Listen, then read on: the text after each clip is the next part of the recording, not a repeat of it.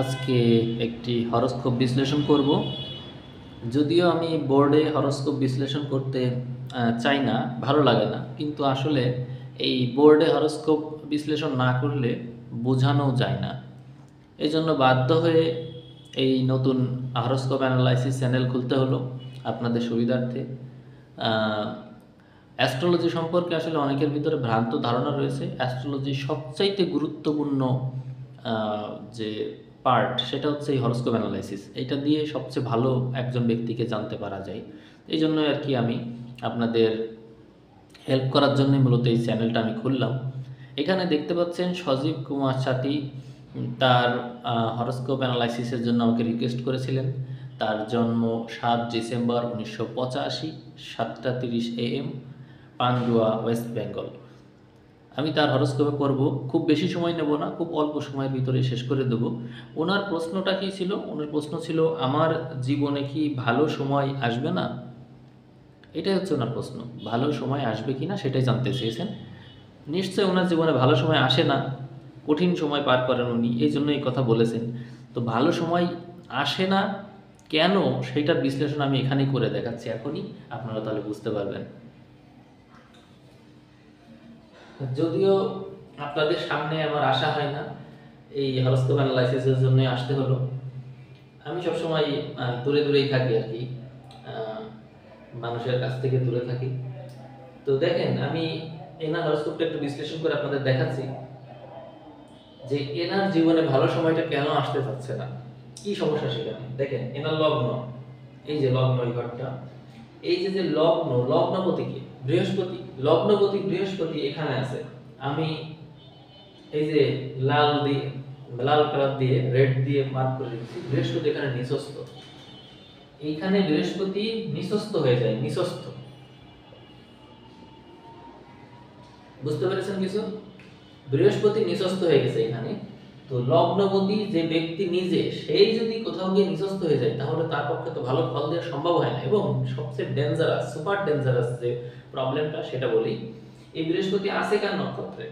চন্দ্রের নক্ষত্রে। এই যে ছক, এই জন্ম ছকে সবচাইতে নেগেটিভ ঘর কোনটা? 6, 8, 12। তো 6, 8, 12 সবচেয়ে নেগেটিভ ঘর। 6, এই 6 এর অধিপতি কে? শুক্র। 8-এর অধিপতি কে? চন্দ্র। 12-এর অধিপতি কে? মঙ্গল।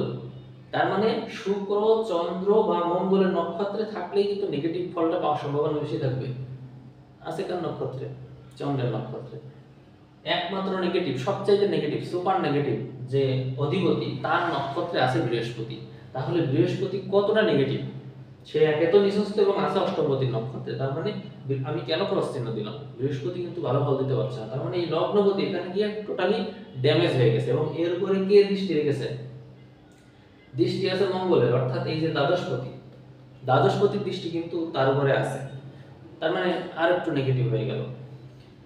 এখন আমি আরেকটু বিশ্লেষণ করি, দেখা যাচ্ছে যে 6, 8, 12-তে যদি কোনো ঘরে গ্রহ থাকে, 6, 8, 12-তে, তাহলে সেটা তো ভালো ফল দিতে পারে না। তো এখানে দেখতে পাচ্ছি 6 নম্বরে অনেকগুলো দৃষ্টি, 12 নম্বরে অনেকগুলো গ্রহ, 1, 2, 3, 4টা। আপনারা কি বুঝতে পারছেন বিষয়টা? 12 নম্বরে অনেকগুলো গ্রহ রয়েছে, 1, 2, 3, 4, 4টা গ্রহ রয়েছে 12-তে। তার মানে আপনি কি বুঝতে পারছেন যে কতটা নেগেটিভ হয়ে গেল? 12 নম্বর ঘরে থাকলে কি মুখ্য ঘর, মুখ্য ঘরে যদি গ্রহ থাকে তাহলে ব্যক্তিকে হতে হয় আধ্যাত্মিক জ্ঞান সম্পন্ন। কিন্তু উনি তো মনে হয় না জীবনে আধ্যাত্মিকতা চর্চা করেন। যদি না করেন তাহলে তার অবস্থা এই হবে, কারণ এই জিনিসগুলো ওনার লাইফে পাবেন না উনি। শুক্র, শনি, রবি, বুধ, এর যে সুবিধা, এগুলো কিন্তু উনি লাইফে পাবেন না। পাবেন কি কি? এই যে 2 নম্বরে থাকার কারণে অল্প বয়সে বিয়ে করবেন, সম্পত্তির ঘরে বসে আছে মানে অল্প বয়সে সম্পদ অর্জন করার দিকে ঝুঁকে যাবেন, অল্প বয়সে সংসারের দায়িত্ব নিয়ে নেবেন, এই টাইপের। তৃতীয়, চতুর্থ, পঞ্চম, পঞ্চমে বসে আছে রাহু, অর্থাৎ বুদ্ধির ঘর, প্রতিভার ঘর, প্রেমের ঘর। এখানে রাহু বসে আছে মানে কি? তার বুদ্ধি ভ্রষ্ট হবে।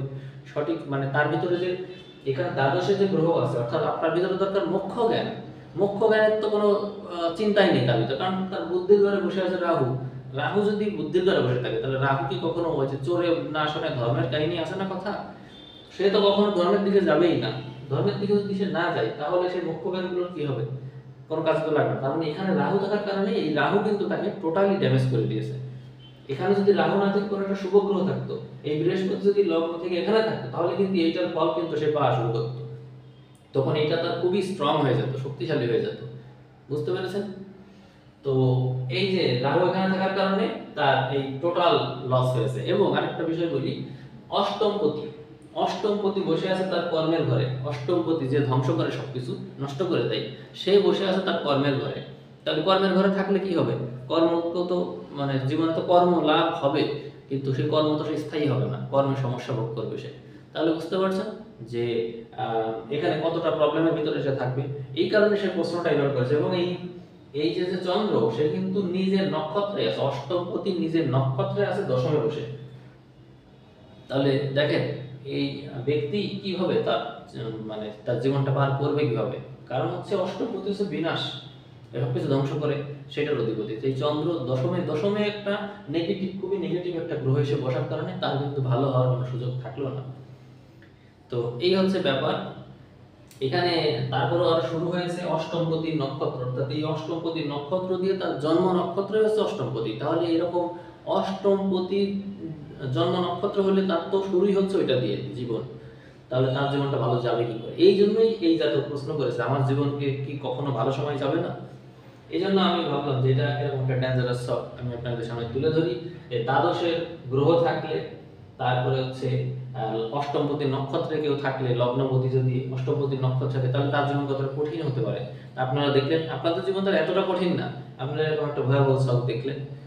আশা করি আপনারা কিছুটা হলেও ধারণা করতে পেরেছেন এই শখ সম্পর্কে। এবং আপনাদের যদি কারোর প্রশ্ন থাকে এই বিষয়ে, আপনারা অবশ্যই কমেন্ট করবেন ভিডিওর নিচে। আমি একে একে আপনাদের সবারই হরস্কোপ আমি দেবো, ধৈর্য রাখতে হবে। ঠিক আছে, ধন্যবাদ।